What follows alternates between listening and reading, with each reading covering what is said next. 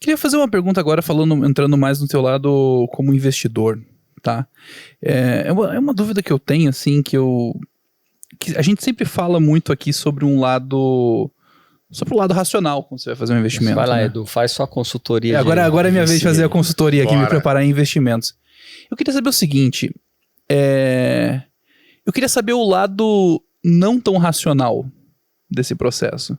Como é que se dá a questão do feeling, por exemplo, assim, de você olhar duas opções de investimento que parecem ter números muito parecidos, o que faz a tomada de decisão para esse lado ou não para aquele? Daniel Kahneman, no livro Pense Rápido e Devagar, fala que 90% das nossas decisões, elas não são decisões racionais. Elas são decisões sempre intuitivas. Esse é o primeiro ponto. Então, por mais que pareça algo extremamente racional, ele não é racional, é só 10% racional. O que eu avalio? Visão de futuro. Uhum. As duas empresas ali no papel, elas podem estar até extremamente parecidas. Mas quando você fala com o empreendedor, ele tem aquela do brilho no olho. Mas você vai buscando dele onde ele quer chegar, como ele quer chegar e por que ele quer chegar. E como que eu arranco isso do empreendedor? Eu faço uma pergunta muito básica. O que você acredita que vai fazer desta empresa um unicórnio?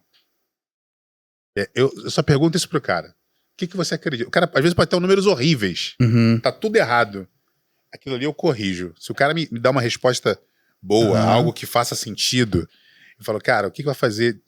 O que você acredita que vai fazer desta empresa um unicórnio? Se a pessoa tem essa resposta na lata, ela sabe o que ela está fazendo. E muitas vezes os empreendedores eles se perdem um pouco nesse ponto.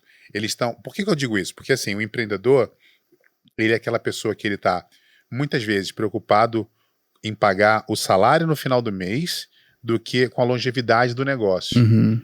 E tá super certo com isso. Mas a gente precisa fazer as duas coisas ao mesmo tempo. Tem uma expressão que é assim, não adianta você amarrar o seu camelo e não pedir para lá. Da mesma maneira, não adianta você pedir para lá e não amarrar seu camelo.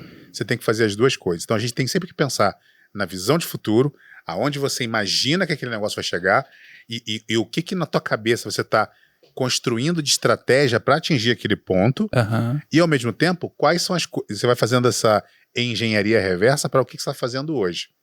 Um exemplo que eu quero te dar é uma brincadeira que eu sempre faço em público. Quando as pessoas falam, quando eu vou falar das pessoas, eu falo que eu sou o Cauã Raymond. Aí todo mundo dá risada, obviamente, né? Aí eu falo assim, não, cara, mas eu tenho uma estratégia. Assim, o que é o meu unicórnio? É ser o Cauã Raymond. Igual o cara, quero ser igual. Como? Quero ter o corpo do cara, quero ter o respeito profissional que o cara tem e quero pegar graça. Sacanagem, graça, brincadeira.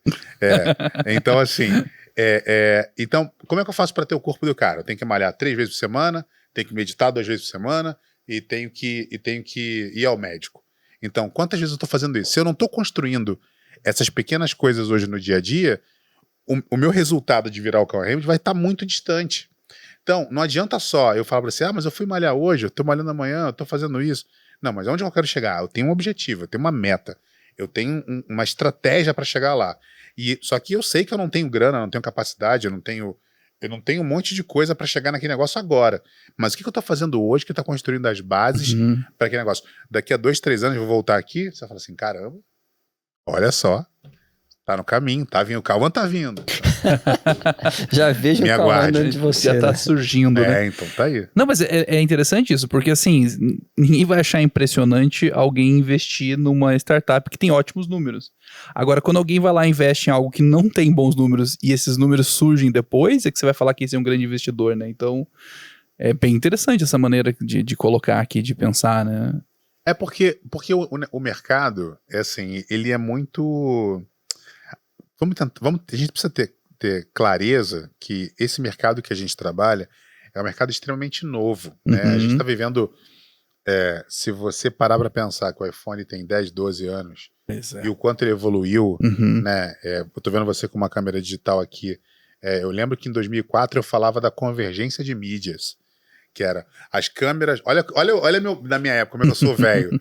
As câmeras filmadoras estão baixando de preço, assim como as câmeras Polaroids e câmeras fotográficas, assim como os dispositivos eletrônicos de telefonia. Existe um processo de redução e tudo isso vai baixar. Aí a gente usava a lei de Moore, que é aquela lei que quanto mais rápido, quanto mais quanto mais perto você chega, você correndo contra uma parede, você nunca vai chegar na parede, você bate e volta, bate e volta. Então, só que assim, eu tô correndo de longe, bati, aí eu voltei, a distância tá sempre menor, que é o que acontece com os microchips, né? Então, a cada ciclo de tempo, eles reduzem pela metade do preço. E, consequentemente, vai chegar um momento que isso vai ficar de graça. Não é que de graça, mas é que você precisa juntar outras mídias. Então, hoje a gente tem um aparelho de telefone que tem telefone, tem câmera, tem filmadora, tem tudo junto. Então, esse tem essa convergência de mídias. Então, a gente precisa olhar para essas coisas e principalmente entender como que eu consigo, a partir da experiência que eu já tive, imaginar para onde que esse mercado vai. E o mercado ele pode mudar de direção. Então, esse é um mercado extremamente novo, ele está se moldando agora, e agora que as pessoas estão entrando nele, agora que elas estão tomando consciência. E ainda te digo mais, cara, te digo um negócio muito profundo agora. Tem uma grande enxurrada de pessoas entrando no mercado hoje, sendo que esse mercado que a gente está, ele já está com data marcada para acabar. Existe um mercado novo surgindo, que é o mercado da Web 3.0, que as pessoas não fazem nem ideia do que é. Tentar traduzir rapidamente o que eu tô falando é assim, ó. Na Web 1.0, lá no comecinho, era assim, a gente tinha páginas de internet inspiradas nos jornais. Então você ia lá, você recebia um conteúdo e acabou. A web que a gente vive hoje, que é a Web 2.0, você tem os vídeos, você curte, você compartilha, você comenta, sempre interagindo com um servidor. Tem os apps, né? Os apps, então a gente tem essa coisa. Agora, essa nova internet que está chegando aí, cara, a Web 3.0, ela permite que a gente consiga se comunicar peer-to-peer, parear outras coisas, multiplicar. Então, assim, ela é ainda mais descentralizada e democrática. Tem uma capacidade gigantesca de construção. A coisa mais boba, mais idiota, mais, assim, no-sense da Web 3.0 é um protótipo, assim, o rascunho do rascunho é a Bitcoin. São as criptomoedas. A segunda coisa, um pouquinho mais assim elaborada, mas ainda assim rascunho da Web 3.0, são NFTs. É o sistema de tokenização. E, cara, daqui pra frente é um absurdo. Assim, tipo, as coisas que a gente... A Web 3.0 ainda não tem o killer app, né? Tipo, você ainda não tem o app você acha que não? Eu acho que ainda não... O que você acha do chat GPT? Eu acho que ele tem potencial. Então. Potencial de ser esse killer app da Web 3.0. Mas olha que loucura, né? Lá atrás, eu ouvi uma entrevista do Larry Page e do Sergey Brin, quando eles perguntavam o que é o Google. Aí as pessoas o Google é um buscador. Ele, não, mas o Google não é um buscador. O Google é uma ferramenta de inteligência artificial que precisa ser treinada por milhões e milhões de humanos. Para isso, a gente usa um buscador. Entendeu? O Google está fazendo isso há 20 anos. Né? Só que tudo isso foi desenvolvido dentro do Google agora está sendo mais acessível, as pessoas conseguem comparar. Só que eu ainda vejo pessoas usando o chat GPT como elas usam o Google. Sim. Elas ainda não entenderam a virada de chave. E isso vai acontecer em breve, cara. Muito em breve, muito em breve. Eu tô vendo isso e acho que a gente tá perto de ter... Porque assim, na Web 2.0, quando nós tivemos os primeiros browsers ali, tipo, cara, você tem um app que você fala, mano, agora isso aqui suporta a parada toda. Acho que na Web 3.0 a gente tá na iminência, assim, a gente tem várias... É o que você falou aí, eu concordo 100%. Cara, NFT é um caso de uso da tecnologia que também ninguém conseguiu conectar muitas coisas. O Bitcoin é um caso de uso, mas está faltando aquela... E eu não sei se vai ser assim, porque a gente ficou olhando com o paradigma da 2.0, querendo entender a 3.0 que ainda não nasceu, né? Então, isso também pode ser um tiro fora. Mas a gente não tem ainda aquela parada que você fala, ufa, aqui eu tangibilizei de fato. Você diz tipo um ambiente no qual ela acontece, assim? Um ambiente digital? Você não tem um caso de uso, tipo um uso prático de alta disseminação entre as pessoas que você fala, ok, é isso aqui que vai, a partir daqui a gente vai. Você tem muito protótipo, muita gente testando coisas. Mas eu acho que tá na iminência. Eu tô vendo assim, sabe aquele tsunami? Você vê os passarinhos voando, você falou, opa, tá uma coisa aqui. Aí daqui a pouco você vê um elefante passando, você falou, opa, tem alguma coisa vindo, mano. Pega a prancha porque vem o tsunami, entendeu? Mas olha que lindo. Imagina que hoje a gente sabe que o mundo tem 8 bilhões de pessoas no mundo. Né? E aí Imagina que, de repente, descobre-se no Oceano Pacífico uma ilha, tamanho da Austrália, que nunca ninguém viu, lugar nenhum, apareceu lá. Então é um lugar super novo. E aí é um país que vai ser construído, que não se sabe, não se tem um governo, não se tem nada lá. E fala assim, olha, quem quiser vir para cá e construir algo, por favor, venham. É um momento que a gente está na Web 3.0. Exato.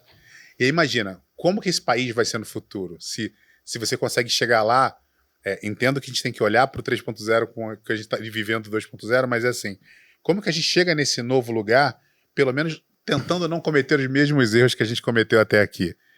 Como que esse lugar vai se tornar no futuro? Eu adoro essas séries de ficção, assim, que a gente imagina. Então eu gosto dessa coisa de pensar. Então a Web 3.0 tem muito potencial de ser. Eu espero que ela se prove também e que não seja, não seja um engodo como o metaverso está se tornando, né? Espero que a humanidade esteja preparada para usufruir da Web 3.0, porque é isso, a gente está num momento muito doido, né, cara? Quando a gente vê para tecnologia, inovação, você vê, há alguns poucos meses aí, o Facebook mudando de nome para apostar no metaverso, investindo caminhões e caminhões de dólares, aí vem o ChatGPT, mano, pum. Do nada. Agora o cara, eu fico imaginando o conselho da Meta. Putz, que merda em ter mudado o nome da empresa, mano. Vamos mudar agora para GPT? Não, mas o pior Fez quando PT. aí na minha área, né, análise de investimentos e investir em empresas, quando fala assim, mas por que o Elon Musk está fazendo comprando um pedaço do Twitter? Que loucura, não sei o quê, que doideira, que porcaria, tal, jogando dinheiro fora, cara milionário, excentricidade.